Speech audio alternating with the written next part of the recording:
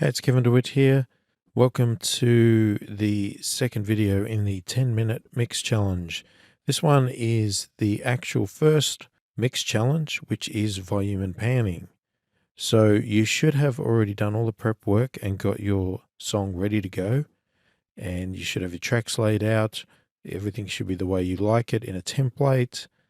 And the clip gain should be done. And everything should just be ready for you to attack this. Now we're going to limit ourselves to 10 minutes, as hence the name, 10-minute mix challenge. I have a timer that I'm just using my iPhone to do. Just start a timer up, set it to 10 minutes. I'm going to click on start, and as soon as that buzzer goes, that's where I stop. So I'm basically going to pick a part in the song here where I think it should start, and I can stop and start playback if I want to go back to that continuously. Otherwise, I'll just let it run. And I'm just going to play with the volume and panning. Now, because I'm recording this video, I'm actually doing this with headphones, so the results I get may not be as good as what I would get if I was doing it properly on my studio monitors, so just bear that in mind. But I'm going to try and do the best I can. I'm probably not going to do any talking, so I'm just going to mix, and that's it. So you'll see me do this live for the 10-minute challenge, and we'll see how we go with it.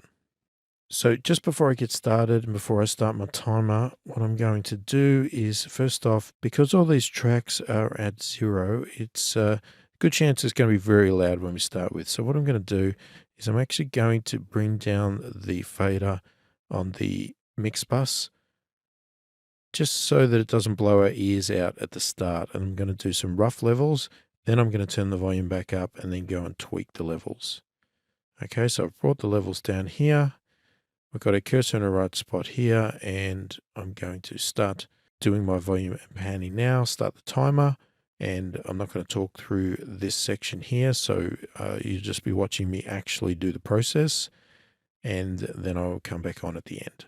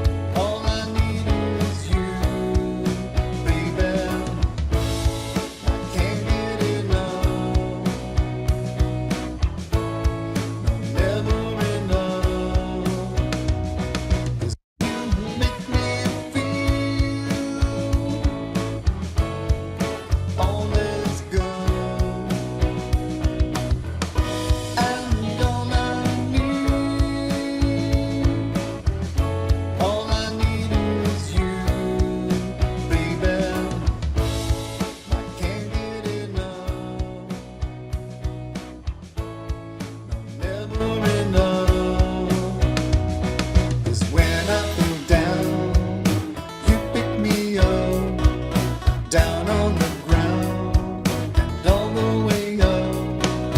You pick me up, make me feel good, make me feel good when no one else can.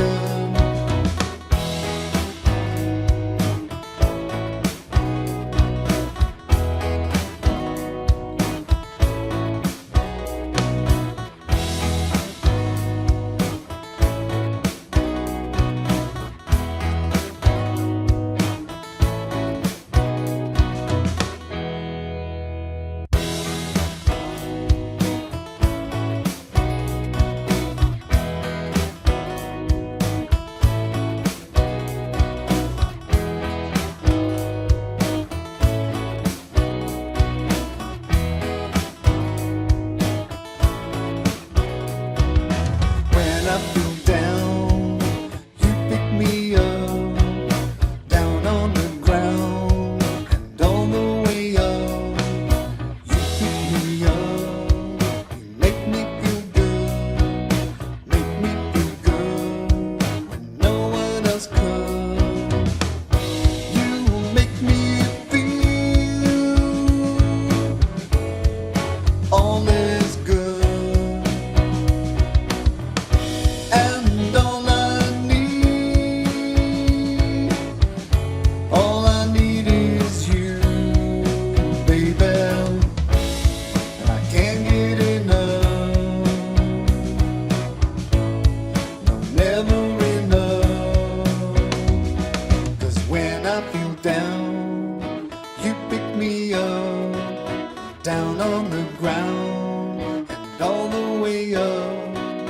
You pick me up, make me feel good, make me feel good when no one else could.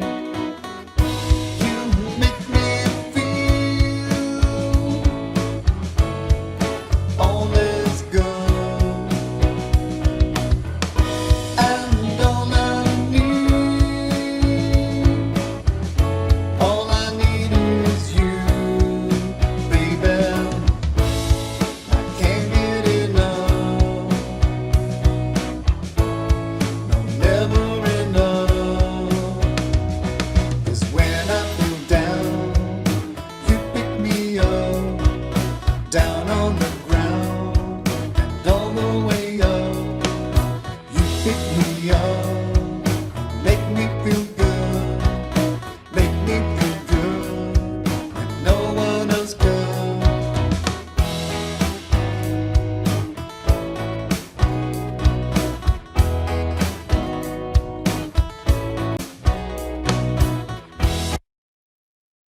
Okay, so the 10-minute timer just went off, and that's where I got to. I just had a final listen through the whole song, and based on what I'm hearing in my headphones, it's not too bad. Obviously, there's some automation stuff that needs to be done. The vocals aren't 100% sitting flat. Compression's going to help with that and various things there. But I think overall balance-wise, it's not too bad. So as you can hear, we've got quite a lot done in 10 minutes here. We've got all our balances done. We've got all our levels sitting nicely. It's sounding really good. As you'll see, I've got the advantage of VCAs here when, just to give you an idea of what I did was, because I was mixing at the level with the full mix box down halfway, once I got to a certain point that I thought it was good, I wanted to bring that back up to 0. Now to do that, it would have been really loud.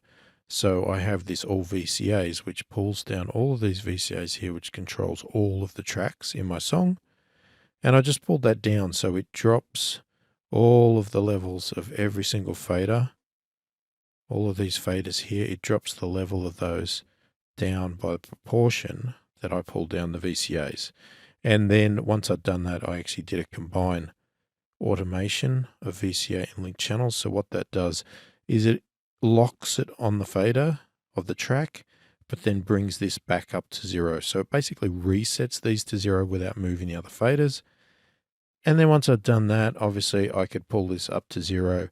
And then you would have also seen me go through and open up these because, again, I have these analog emulation on the mix bus. So or the mix on the buses here, the stems.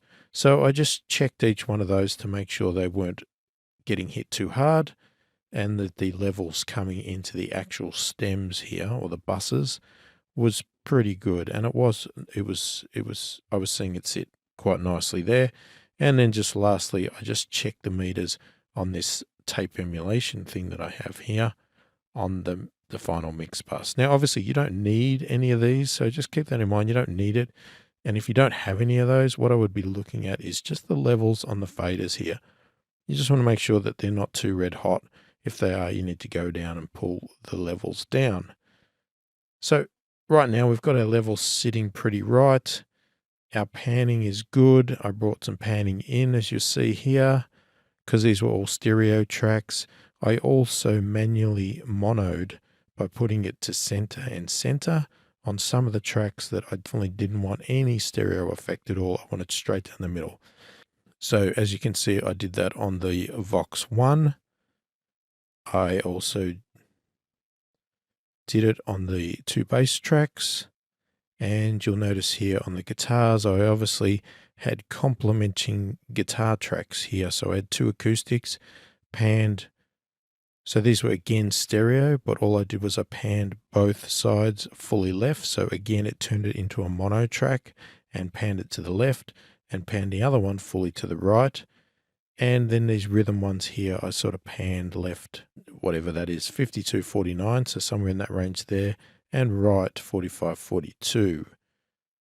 So again, it sort of converts them to a mono track and then pans them appropriately to the side. So I've got guitars complementing each other on both left and right, filling out the stereo field there. I've left the leads just as they are.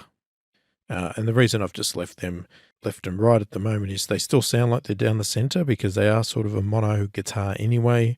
That's just presented as stereo. But I might want to put some processing on these to make them fill out the stereo field a little bit. I'm not sure yet. That would be something that comes further down the track. So that's all we need to do for our first 10-minute mix challenge. And we got all that done easily in 10 minutes. Obviously, this is not a massive song. There's not a massive amount of tracks here. So I did have the advantage of having a little bit of extra time because of that. If you have a massive song with lots and lots of tracks, then the 10-minute mix challenge is going to be really challenging for you. But still give it a go. It's really good to set yourself that goal, and it's going to get you to focus on the really important elements of the song. Limiting yourself to 10 minutes, you're going to really focus on what do I need to do and what is the bare minimum I need to do, instead of concentrating on all the finer details that probably don't really make much of a difference straight up. So go ahead and have a go at this yourself and see how you go. And hopefully it's been helpful. Thanks for watching, and I'll catch you in the next one.